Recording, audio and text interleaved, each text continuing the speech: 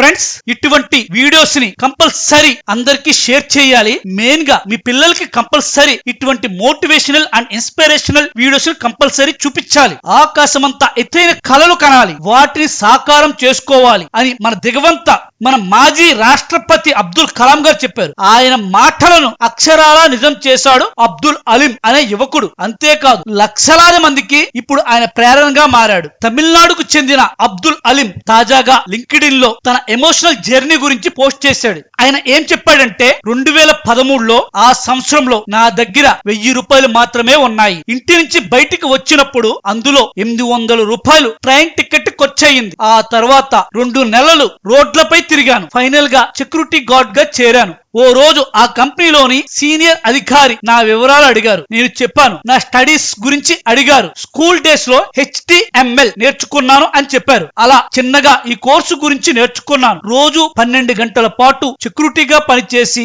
ఆ తరువాత సీనియర్ వద్దకు వెళ్లి నేర్చుకున్నాను. అలా 8 నెలల తరువాత ఓ చిన్న యాప్ ని డెవలప్ చేశాను. ఈ యాప్ వివరాలు సీనియర్ ఉద్యోగికి చూపించాను. అతడు మేనేజర్ వద్దకు తీసుకెళ్లాడు. ఆయనకు నా యాప్ నచ్చింది. అవకాశం ఉంటే యాప్ గురించి ఇంటర్వ్యూ ఇవ్వమన్నాడు.